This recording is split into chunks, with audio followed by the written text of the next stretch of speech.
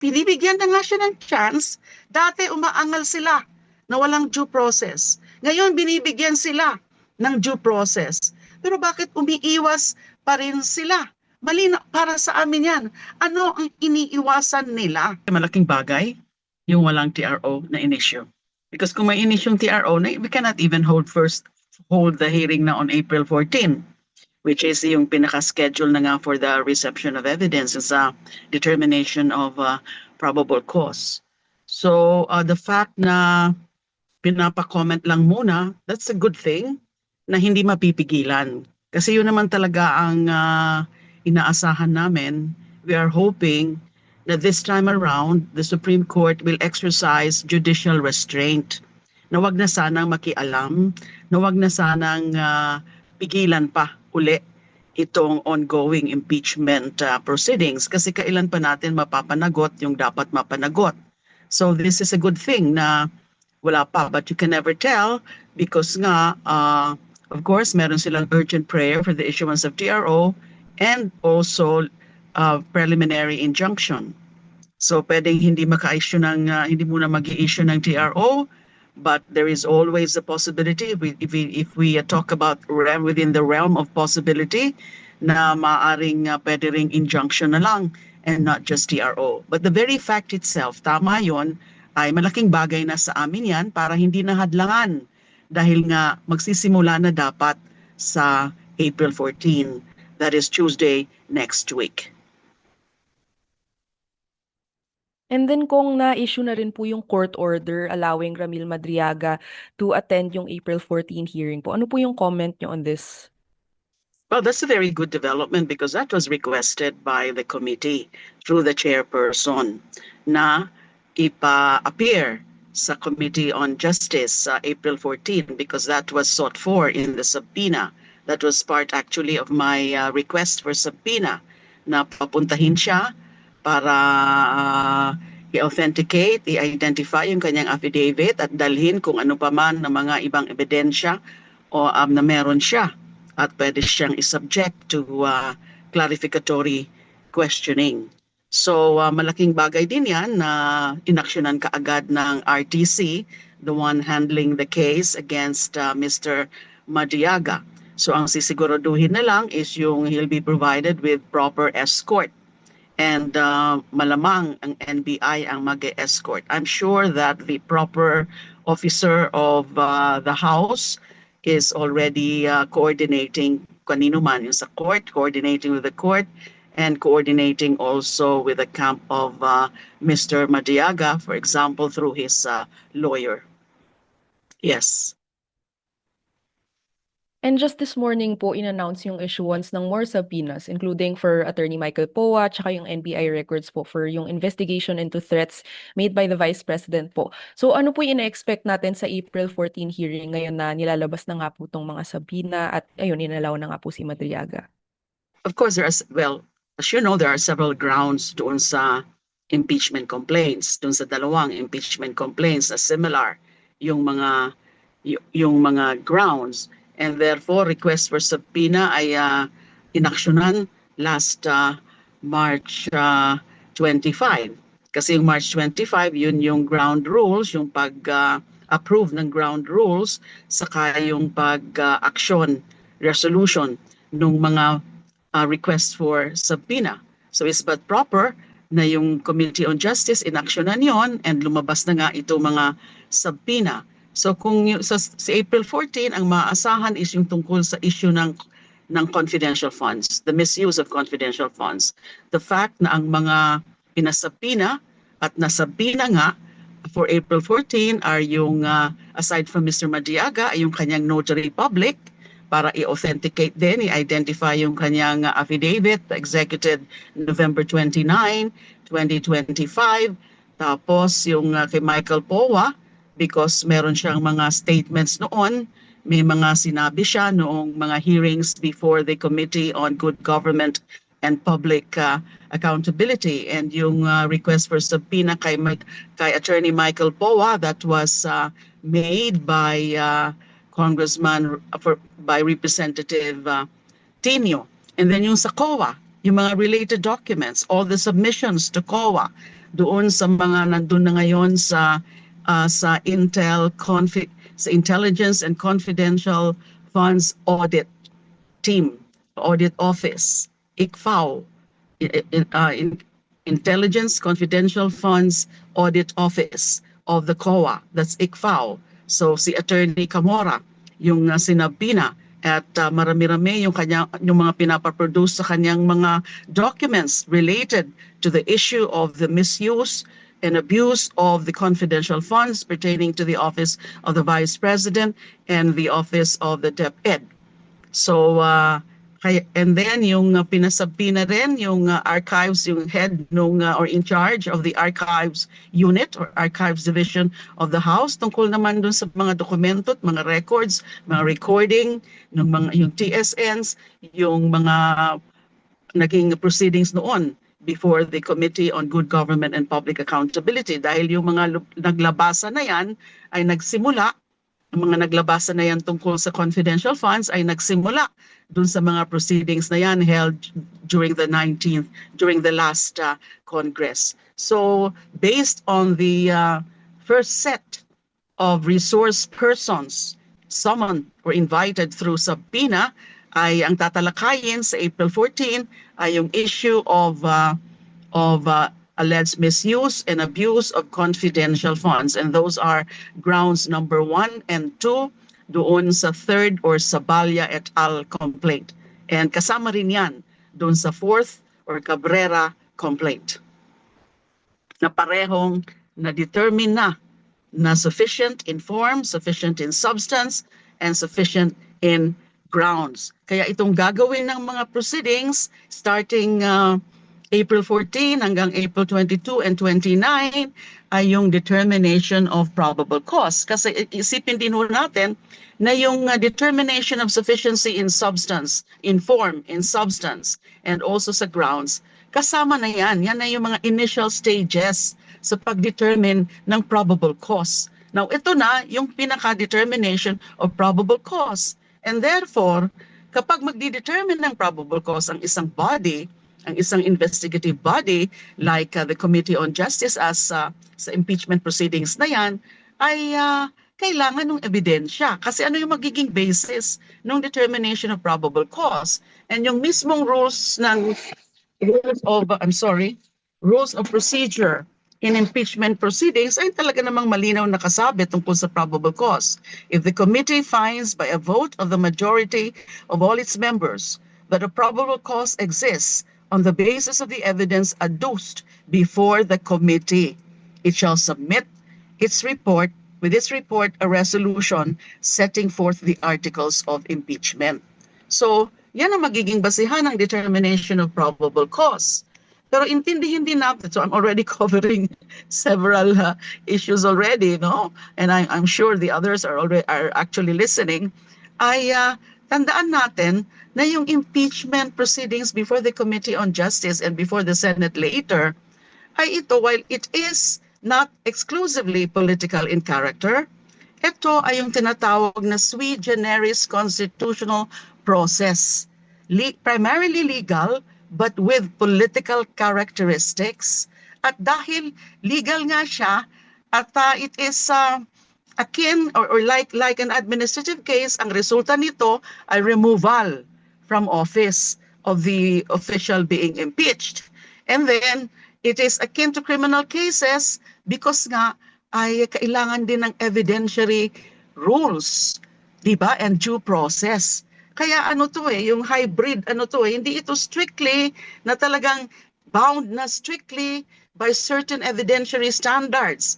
Kaya nga lininaw doon sa ground rules and guidelines as adopted no March 25 na actually hindi yun naman talaga ito full-blown trial, hindi naman ito in the sense na magdi-direct examination na, magkakaroon na ng full-blown din na cross-examination, kundi clarificatory questions lang na base doon sa sinabi ng sasabihin ng resource persons, saka yung kanyang mga ebidensya na dala-dala nila in pursuance or in compliance with the subpoena. Thank you po, Kong. Tas kung may iba You're pang may welcome. questions.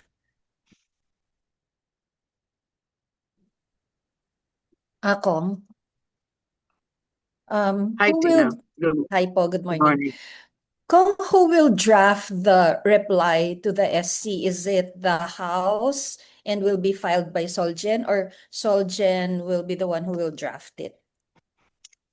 Well, as in the previous impeachment case last year, 2025, and also in other cases involving government institutions that are needed to be represented by the Office of the Solicitor General. It is the Office of the Solicitor General in coordination with, in consultation with the House of Representatives. But because the Office of the Solicitor General, kakailangan din niya yung mga facts, kakailangan din niya yung mga records ng proceedings para makapag-submit siya ng intelligent and comprehensive comment on the petition. So Office of the Solicitor General representing the House of Representatives.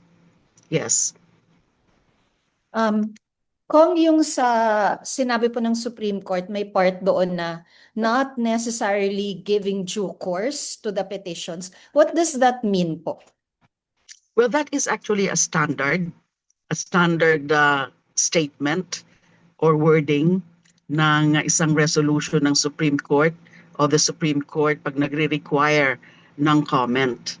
Kasi ibig sabihin, titingnan muna nila ang magiging sagot kung karapat-dapat yung petisyon ni i-accept na kaagad. That's why without necessarily giving due course. So depende na yan sa magiging arguments sa mga subsequent pleadings, sa comment ng Office of the Solicitor General, and then maybe later, I don't know, kung bibigyan din ng chance or opportunity the petitioner to file a reply, then makikita ng Supreme Court if the case is worth deliberating upon through further proceedings of the Supreme Court, like for example, oral arguments, bago sila makapag-decide. Then they have also the option, of course, na i-dismiss na kaagad if they're convinced of the arguments of the respondents, especially the Office of the Solicitor General. Pero yung ganyang phrase na yan, without necessarily giving due course, that is actually standard. Thank you po, Kong. That's all from You're me. welcome. Thank you. Hi, good morning po, Kong. Good morning. Yeah, kanina po sinabi nyo na malaking bagay pero sana wag nang makialam ang Korte Suprema. At ang iba nyo rin pong kasamahan dito po sa Kamara, sinasabing hindi naman po unexpected yun pong petition filed before the Supreme Court. And it will not be a hindrance. Hearing will proceed as scheduled sa April 14, 22, and 29. Pero bilang kayo po yung primarily responsible, mandate nyo po yun pong impeachment process. Hindi pa rin po ba, will it not divide your attention? Kasi haharapin po ninyo ito pong impeachment process and at the same time, kailangan nyo pong ipaliwanag sa Supreme Court yun pong proseso. In a way, Yun na nga. Yun na nga. Ito ay distraction. Ito ay parang inano yung aming attention para hindi masyado makafocus dyan sa impeachment proceedings, dyan sa determination of probable cause. So that's part, I think, of their strategy. And then yung tungkol nga doon sa hindi naman talaga unexpected. Yes, hindi ito unexpected kasi nakikita na kaagad natin yan nung hindi niya pag-appear. And then remember yung supposed letter ng kanyang counsels to the committee through the chairperson na question na kaagad nila yung jurisdiction ng committee, and then yung hindi na naman pag-appear nung March 25, and then malamang hindi na naman mag-appear sa April 14. So ang kanilang talagang tack all along is really to prevent these proceedings to really proceed, to go on. Dahil nga natatakot siguro, ayaw nilang harapin. Ayaw makikita na kaagad ng mga publiko kasi yung ano talaga yung mga punto ng mga complainants nung final nila yung complaint. So not necessarily unexpected.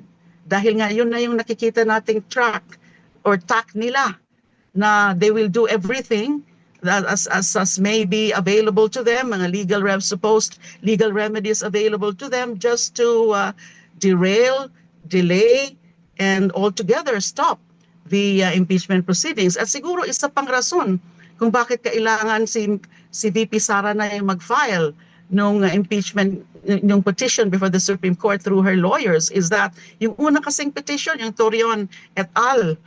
Petition, yung mas nauna, filed by several lawyers led by Attorney Torion, the same petitioner nung sa 2025 petition sa Supreme Court, ay questionable yung kanilang legal standing dyan sa pag-file.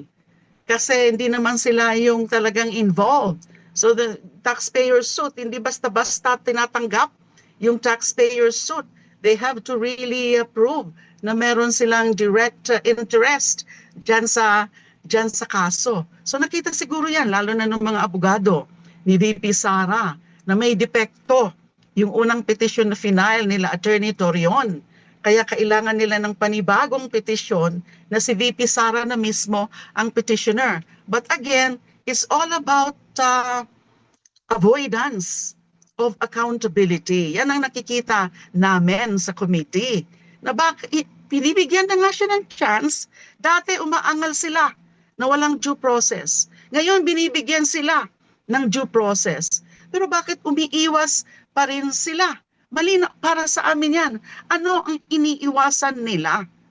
Kung wala silang tinatago, kung alam nilang meron silang magagandang mga depensa, whether sa preliminary investigation pa lang, that meaning dyan sa determination of probable cause, or later sa trial before the impeachment court sa Senado, wag dapat silang matakot humarap. So that's why ang nagiging feeling ngayon ng committee, I'm not sure though if I can really speak on behalf of the committee. I'm just one member, one ex-officio member, and of course I'm the endorser of the Sabalia et al. Complaint, is that ano to, damn if you do, damn if you don't. Alam mo na, yung hindi nagrereklamo silang walang due process, hindi sila muna binigyan ng chance dati dun sa dating impeachment complaint na directly initiated or filed by 1/3 or more than 1/3 of the members of the House. Tapos ngayon binibigyan sila, and strictly in accordance with the rules of proceedings before impeachment proceedings ng House, na may karapatan at nabigyan ng mandato ng konstitusyon to enact with its own rules of procedure. So nandyan yung rules of procedure na sinusundan lagi from the very start up to now. Walang linalabag, walang dinideviate substantially or substantively ng Committee on Justice in handling this case, especially by its chairperson. It's very competent fair and competent chairperson. Tapos nagrereklamo na naman sila. Kasi if you take a look at the petition, although I'm not supposed to really discuss on the merits kasi nga the sub judice rule, pero parang broad stroke lang. Siguro naman di yan magiging questionable. Broad stroke. Kung makikita mo yung mga grounds, para bang every step of the way, questionable. Every step of the way, sa kanila, unconstitutional daw, sabi ng petitioner. Doon pa lang sa pag-refer, unconstitutional na daw. Kasi wala daw plenary session, formal debate sa plenary session. Tapos doon na naman, nag-raise na naman silang issue ng 1-year bar rule. Nung in-initiate na, barred na naman daw ng 1-year bar rule. Ngayon na naman na malapit na tayo magsimula sa next stage, the most important stage, determination of probable cause, sinasabi na naman nila, hindi nila pwedeng gawin yan kasi hindi ito trial. Hindi kayo pwedeng mag-issue ng mga compulsory process like subpoena. Lilinaw na nga yun. Hindi ito full-blown trial. So every step of the way, parang kini-question nila, pinapadaan nila sa butas ng karayom yung impeachment proceedings when it's not supposed to be the case. Kasi the most significant threshold here is accountability. And again, the most significant standard here is that the House of Representatives, through the Committee on Justice at this point in the determination of probable cause, ito ay isang sui generis constitutional process, a class of its own. Hybrid ito. Hindi yung strictly na legal, hindi rin yung strictly na bara-bara lang.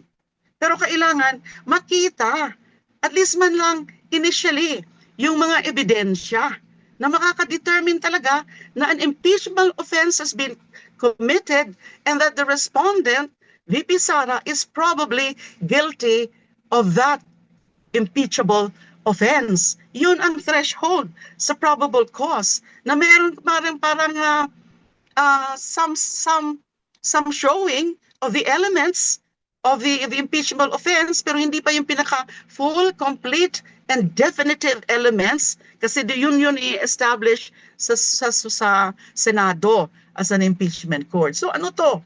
Pinipigilan lahat, kada stage mali raw. Sinusundan lang naman ng committee yung rules. Alright, Kong, kahapon po meron kayong inyo pong pinascale sa inyong platform, social media platform. Akala siguro nila yung SC ay Sara's Court na pwede nilang laging takbuhan para pagtakpan ang kadawagan at pagtakas sa pananagutan. Magkakaroon ba ng... Yeah, sige po, Kong. Kasi nga, yun, bakit tumakbo na naman sila, umakyat na naman sila sa Supreme Court na ang pinakalayunin na naman ay pigilan. Ano akala nila sa Supreme Court? Basta-basta na lang nasusunod? Basta-basta na lang na ganun na naman rule na naman in their favor. So it's just really a quip na inano ko sa social media na pasaring po sa kanila. Kasi yun naman talagang ginagawa nila ngayon na imbis na humarap na, definitely humarap na sa mga aligasyon, sagutin yung mga aligasyon, ganyan ang ginagawa nila.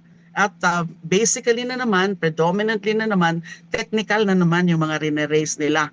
Procedural na naman ang mga rine-raise nila. Of course, may mga constitutional issues din like alleged violation of due process, alleged violation of Equal Protection Clause, pero mababaw naman po yung mga sinubmit nilang mga arguments tungkol doon na sasagutin syempre yan sa comment ng Office of the Solicitor General. Akala siguro yun ng kampo ni Sara Duterte na yung SC ay Sara's Court na pwede nila lagi na lang tatakbuhan para pagtakpan ng kanilang kaduwagan at para umiwas at pagtakas sa pananagutan. Hindi naman ganon ang Supreme Court. I'm sure naman this time around they will exercise some level of judicial restraint bago nila pwedeng pakialaman yung ongoing na proseso, formal process before the House Committee on Justice ayon sa konstitusyon tsaka sa rules mismo ng impeachment. Sorry, Kong. Last na lang po on my part. Does this mean po you're also challenging the Supreme Court not to be a Sara's Court? No, I'm not really because I respect, of course, the Supreme Court, and I know that they will do what is best for the interest of accountability for the truth, justice, and accountability. So I have the highest respect for our court. Alright. Maraming salamat, Kong. Hi, Kong. Good morning po. Good morning. Kong, with everything you mentioned po, na sumunod po tayo ang Justice Committee sa rules, both po sa House rules and sa Constitution. And how confident are you po na ibabasura po this time around ng Korte Suprema itong petition po ng kampo ni VP Sara? We are fairly confident. We are fairly confident. Kasi nga ipapakita naman yan dyan sa comment ng Office of the Solicitor General that all that the House of Committee on Justice is doing is follow the rules, follow the Constitution and the rules. Kasi pagdating kasi sa petition for certiorari and prohibition, di ba pinaka-issue dyan, whether there's grave abuse of discretion. Hindi naman ibig sabihin na lahat na lang na medyo may konting mga makita nilang kamalian ay grave abuse na kaagad. Ang ibig sabihin po ng grave abuse, whimsical, arbitrary, diba? Whimsical and arbitrary exercise of its power, of its mandate. Paano bang magiging capricious, whimsical, and arbitrary yung ginagawa ng House Committee on Justice na sumusunod lang sa konstitusyon at sa rules mismo, the rules of procedure in impeachment proceedings, all the way hanggang sa puntong ito, before the start of the determination of probable cause, sinusundan mismo ng Committee on Justice yung nasa rules. So where is the whimsicality there? The caprice? Where is the arbitrariness kung sinusunod lang ng Committee on Justice? So we're fairly confident. Tingin niyo, ma'am, kasi you mentioned something about baka injunction pa yung if ever sakali man po. What are your thoughts about it? I mean, tingin niyo meron pang i-release din na ganun or magtutuloy tayo hanggang Hindi na naman siguro. But Supreme Court definitely tutuloy po ang proceedings before the Committee on Justice. We cannot stop simply because a petition has been filed and is pending. That will be dereliction of our constitutional duty. This is an express, categorical, and very significant constitutional duty on the part of the House, and now being exercised specifically by the House Committee on Justice based on the Constitution na dapat dumaan sa Committee on Justice dahil nga hindi ito yung other mode of initiation, hindi ito yung faster track of initiation, kundi ito yung isa because there are complaints filed by private citizens and duly endorsed by members of the House of Representatives. Nakasama yan sa recognized modes of initiation. Thank you, Kong. And last na lang po, tingin niyo po kasi some other Kongs, even vice chairs po ng Justice Committee are pretty confident din na maybe matapos na po yung pagdetermine ng probable cause ngayong April, by May, maiakyat na po natin sa plenaryo. Kung ibasura man po ito ng SC, kayo po, gano'n rin kayo ka-confident, optimistic na makakuha kayo ng numbers? Well, of course, we cannot be absolutely certain when it comes to numbers. But precisely, nakita naman nila initially yung mga proceedings on the determination of sufficiency in form, in substance, and in grounds. And then makikita yan nila dyan sa hearings on the determination of probable cause na meron talagang mga basehan na supisyente and convincing enough na kailangan mapadala ito sa Senado for a full-blown trial, for the full-blown determination of truth, and for the full-blown determination of the culpability of the respondent in terms of the import of the impeachment, of an impeachment proceedings, which is to remove her from office because of unfitness based on the proven grounds, based on the evidence adduced, and then yung perpetual disqualification from public office. So tuloy-tuloy lang. Basta tuloy-tuloy lang gagawin ng Committee on Justice. We don't really want to be distracted by this petition. But since ganyan ang initial resolution ng Supreme Court na pinapa-comment muna, then so be it. Kailangan talagang mag-comply ang House of Representatives through the office of the Solicitor General. Thank you po, Kong. You're welcome. Hi, Ma'am, ma'am. Just si Gab. Okay, Kuya Good Gab. morning. Ma'am, si Gab to ng Inquirer. Ma'am, follow up lang doon sa tanong ni Ate Rose. Kasi kahapon nga yung statement niyo po na yung SCI hindi Sarah's Court. May mga nakita lang akong comment sa social media. Not that we give credence to it, pero meron silang sinasabi na parang insulto rin daw po ito sa Supreme Court dahil parang ang tingin na lang sa Supreme Court Sarah's Court. Can you clarify po? No. My comment is specifically directed sa kampo ni VP Sara. So I did not at all mean to insult the Supreme Court. There's not at all any feeling on my part to insult the Supreme Court, because I know that the Supreme Court would be able to exercise its